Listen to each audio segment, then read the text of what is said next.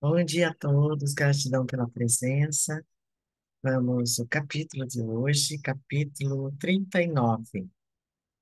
Teresa Newman, a estigmatizada católica. Teresa Newman, a estigmatizada católica. Volte à Índia. Tenho esperado por você pacientemente durante 15 anos. Logo nadarei para fora do corpo e seguirei para a morada resplandecente. Yogananda, venha. A voz de Cyril Kutswa soou de modo surpreendente em meu ouvido interior, enquanto eu meditava na sede central em Monte Washington. Atravessando 16 mil quilômetros num piscar de olhos, sua mensagem penetrou em meu ser como um clarão de relâmpago. 15 anos? Sim, compreendi. Estamos em 1935. Passei 15 anos divulgando os ensinamentos do meu guru na América. Agora ele me chama. Algumas horas depois, descrevi a experiência a um querido amigo, Sr. James J. Lin. James J. Lin tinha uma foto dele, acho que eu não vou achar agora. James J. Lin. Seu desenvolvimento espiritual pela prática diária de Kriya Yoga tem sido tão notável que eu o chamo com frequência de São Lin. Nele e em vários outros ocidentais, vejo com felicidade cumprir-se a profecia de Babaji, de que também o Ocidente produziria santos de verdadeira autorrealização por meio da antiga senda yogi. O Senhor Lin insistiu generosamente em fazer uma doação para minha viagem. Assim, resolvido o problema financeiro, fiz os planos de embarque para a Índia via Europa. Em março de 1935, registrei a Self-Realization Fellowship de acordo com as leis do estado da Califórnia, como organização não sectária e sem fins lucrativos, destinada a existir perpetuamente. Doei a SRF, Self-Realization Fellowship, todas as minhas posses, inclusive os direitos autorais de todos os meus escritos. A CRF sustenta-se com dotações e contribuições de seus membros e do público, como a maioria das instituições educacionais e religiosas. Eu voltarei, disse a meus estudantes. Jamais esquecerei a América. Durante o banquete de despedida que amigos queridos me ofereceram em Los Angeles, mirei demoradamente seus rostos e pensei agradecido. Senhor, a quem se lembra de ti como único doador, nunca faltará a doçura da amizade entre os mortais. Parti de Nova York em 9 de junho de 1935, no navio Europa. 2 estudantes me acompanhavam.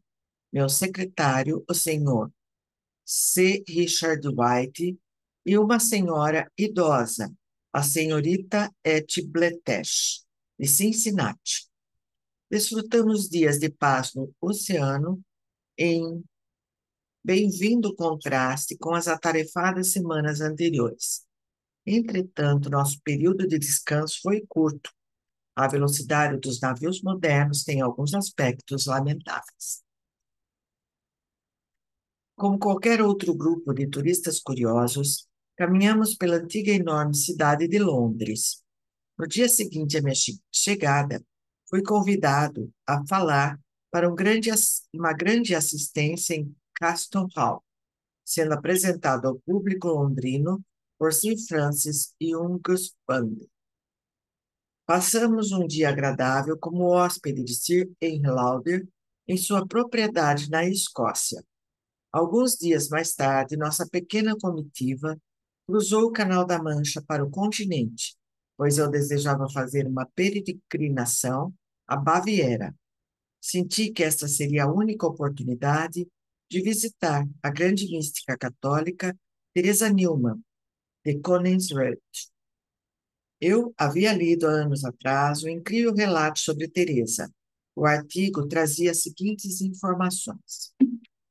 Teresa, nascida na Sexta-feira da Paixão, em 1898, Feriu-se num acidente aos 20 anos, ficando cega e paralítica.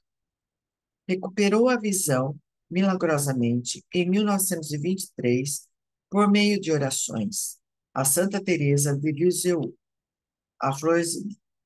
Mais tarde, as pernas de Teresa Newman foram curadas instantaneamente. A partir de 1923, Teresa absteve-se completamente de alimentos e bebidas, a não ser pela ingestão diária de uma pequena hóstia consagrada. Estigmas, chagas sagradas de Cristo, apareceram na cabeça, peito, mãos e pés de Teresa em 1926. Todas as sextas-feiras, ela revive a paixão de Cristo, sofrendo em seu próprio corpo as históricas agonias de Jesus. Tem uma nota que, desde a guerra, Teresa não sofre mais a paixão todas as sextas-feiras, mas somente em alguns dias santos do ano. E tem vários livros sobre a vida dela, né, que cita vários livros sobre a vida da Teresa Newman. Falando apenas o simples idioma alemão de sua aldeia, durante os transes das sexta-feiras, Teresa pronuncia frases que os eruditos identificaram como aramaico antigo. Em certas etapas de sua visão, ela fala hebraico ou grego.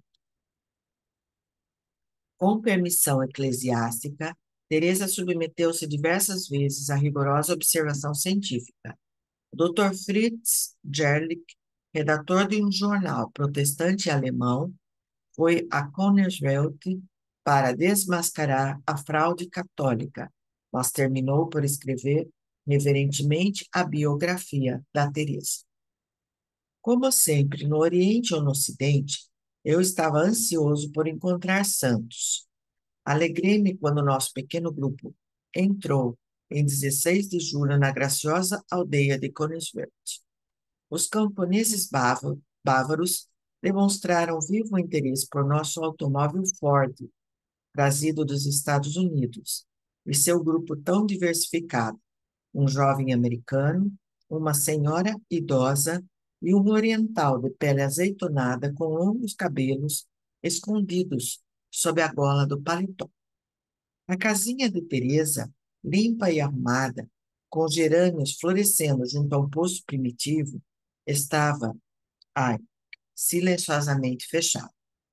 Os vizinhos e até o carteiro do povoado que por ali passavam não puderam dar nenhuma informação. Começou a chover e meus companheiros sugeriram que fôssemos embora. Não, disse eu obstinado. Ficarei aqui até achar alguma pista que me leve a Teresa. 2 horas mais tarde, ainda estávamos sentados no carro, em meio à chuva pesada. Suspirei queixoso. Senhor, por que me conduziste até aqui se ela desapareceu? Um homem que falava inglês parou ao nosso lado e gentilmente ofereceu-nos ajuda. Não sei com certeza onde Teresa está, disse, mas ela costuma visitar a casa do professor Franz Hutz, professor de línguas estrangeiras, na Universidade de Reichstadt, aproximadamente 130 quilômetros daqui. Na manhã seguinte, nosso grupo prosseguiu de automóvel até a quieta cidade de Reichstadt. O Dr. Hutz recebeu-nos cordialmente em sua casa. Sim, Teresa está aqui. Ele mandou avisá-la de que visitantes a procuravam. O mensageiro logo voltou com a resposta. Embora o bispo me haja pedido que não veja ninguém sem sua permissão, receberei o homem de Deus que vem da Índia. Profundamente comovido com essas palavras, seguiu o Dr. Ruth escada acima até uma saleta. Teresa entrou imediatamente, irradiando uma aura de paz e alegria. Usava vestido preto e lenço imaculadamente branco na cabeça. Apesar de ter 37 anos na época, parecia muito mais jovem, possuindo realmente um encanto e frescor infantis. Saudável, bem proporcionada, com faces rosadas e sempre alegre, eis a santa que não come. Teresa cumprimentou-me com um aperto de mão, muito suave. Sorrimos em silenciosa comunhão, reconhecendo-nos mutuamente como amantes de Deus. O Dr. Hoods gentilmente ofereceu-se para servir de intérprete. Quando nos sentamos, notei que a Teresa me olhava com ingênua curiosidade. Evidentemente, os hindus têm sido raros na Baviera. A senhora não se alimenta de nada? Eu queria ouvir a resposta de seus próprios lábios. Não, exceto uma hóstia às 6 horas da manhã, todos os dias. De que tamanho é a hóstia? É fina como papel e tem o tamanho de uma pequena moeda. Tomo-a por motivos sacramentais. Se não está consagrada, não consigo engolir. Mas a senhora certamente não pode ter vivido apenas disso durante 12 anos inteiros. Vivo da luz de Deus. Que simples a sua resposta, que einsteiniana. Vejo que percebe que a energia flui do éter, do sol e do ar para dentro de seu corpo. Um rápido sorriso iluminou-lhe a face. Estou muito feliz porque compreende como vivo. Sua sagrada vida é uma demonstração diária da verdade proclamada por Cristo. Nem só de pão viverá o homem, mas de toda palavra que sai da boca do homem. Mateus 4:4. A bateria do corpo humano não é sustentada apenas por substâncias grosseiras, pão, mas pela energia cósmica vibratória, verbo ou on. O poder invisível flui para o corpo humano através do portal do bulbo raquiano. O sexto centro corporal localiza-se na parte posterior do pescoço, que atrás, no topo dos 5 chakras, que em sânscrito significa rodas ou centros de força vital irradiante. O bulbo raquiano, entrada do corpo para o suprimento de energia vital universal, ou está diretamente ligado por polaridade ao centro da consciência crística, o taxa, no olho único entre as sobrancelhas, sede do poder da vontade no homem. A energia cósmica, então, armazenada no sétimo centro, no cérebro, como reservatório de potencialidades infinitas, mencionado nos Vedas como lótus de 1000 pétalas de luz. A Bíblia refere-se a Um como Espírito Santo, ou força vital invisível, que sustenta divinamente toda a criação. Ou não sabeis que o vosso corpo é templo do Espírito Santo, que habita em vós, o qual possuis da parte de Deus, o que vós não sois de vós mesmos? 1 Coríntios 6:19. Novamente, ela demonstrou alegria pelo que eu disse. É verdade. Uma das razões por que estou na Terra hoje é para provar que o ser humano pode viver da luz invisível de Deus e não apenas de alimento. Pode ensinar outros a viverem sem alimento? Ela pareceu um pouquinho chocada. Não posso fazer isso, Deus não quer. Quando meu olhar recaiu em suas mãos fortes e graciosas, Teresa mostrou-me uma chaga quadrada, recém-cicatrizada nas costas de sua mão. Em cada palma ela apontou uma chaga menor, recém-cicatrizada em forma de lua crescente. Cada chaga trespassava completamente a mão. Isso me trouxe a vívida lembrança de grandes pregos de ferro, quadrados, com extremidade em forma de meia-lua, que ainda são usados no Oriente, mas não me lembro de ter visto no Ocidente. A santa contou algo de seus transes semanais. Como observadora que nada pode fazer, assisto a Paixão de Cristo inteira, todas as semanas, da meia-noite de quinta-feira até a 1 da tarde da sexta-feira. Suas chagas se abrem e sangram. Ela perde 4,5 kg de seu peso habitual de cerca de 155 quilos. Sofrendo intensamente em seu solidário amor, mesmo assim Teresa aguarda com alegria as visões semanais do seu Senhor. Tem aqui uma foto dela com o secretário e eles da Baviera, no 17 de julho de 1935.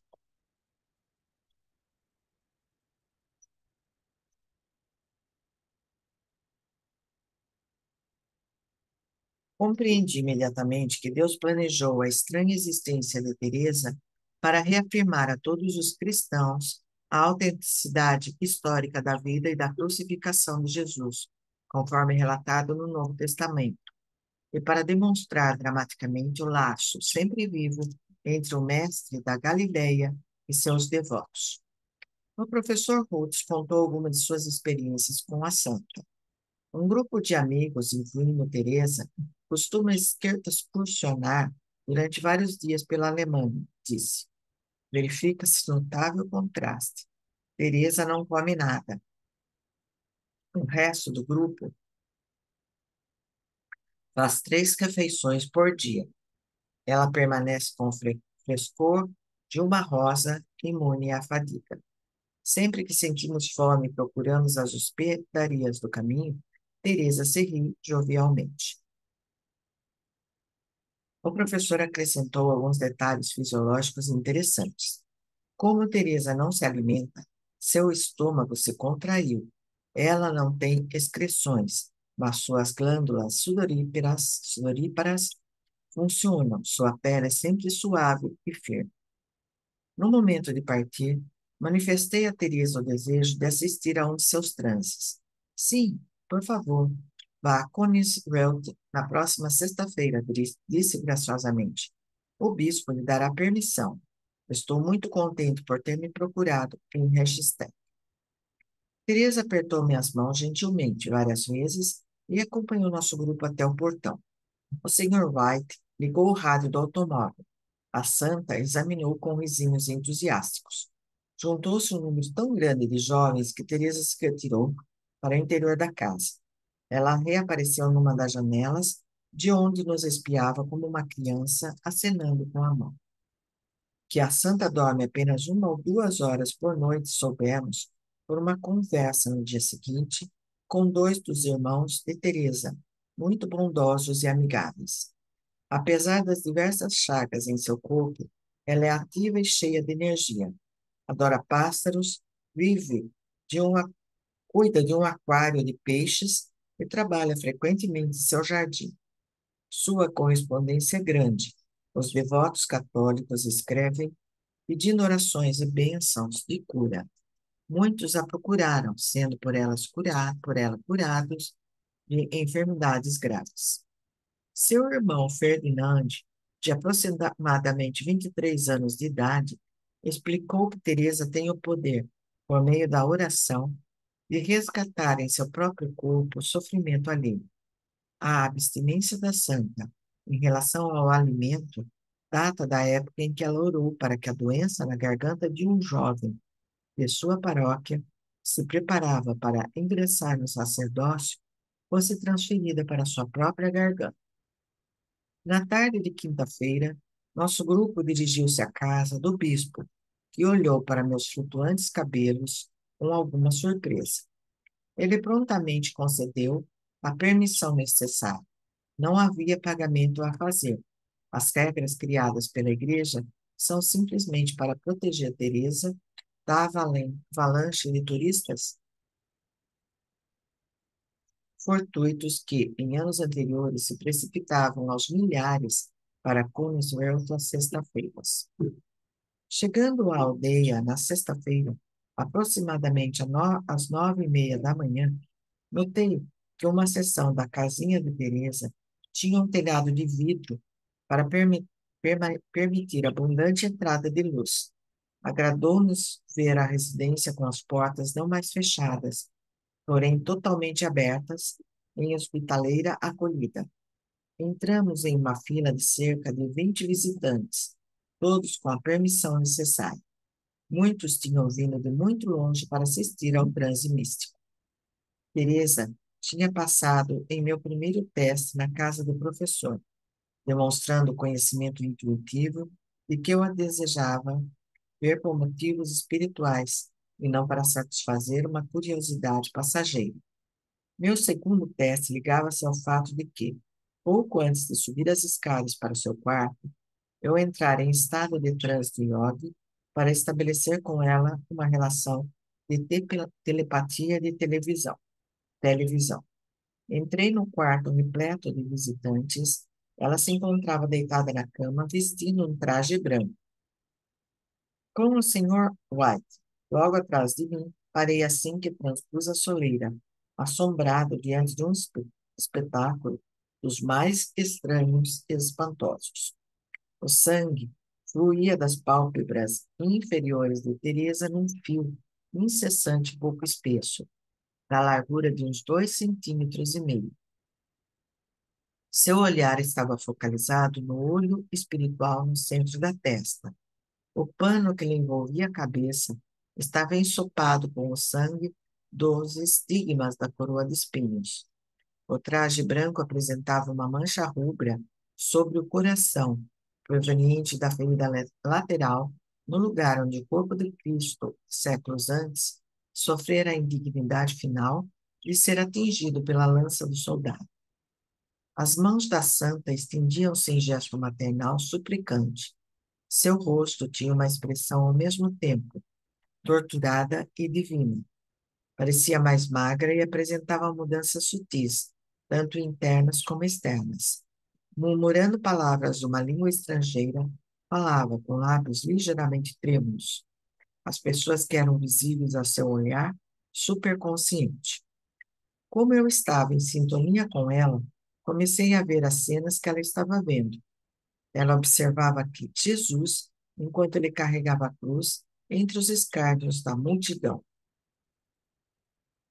Tem uma nota dizendo que anteriormente ela já tinha tido algumas visões, né? Porque geralmente o transe ela começa com cenas de acontecimento após a última ceia e termina com a morte de Jesus na cruz, e às vezes até com seu sepultamento. Como eu estava em sintonia com ela, comecei a ver as cenas que ela estava vendo. Ela observava Jesus enquanto ele carregava a cruz entre os escárnios da multidão. Subitamente, ela ergueu a cabeça consternada. O Senhor caíra sob o peso cruel. A visão desapareceu. Exausta em sua fervorosa piedade, Teresa afundou pesadamente no travesseiro. Nesse momento, ouvi um forte baque atrás de mim.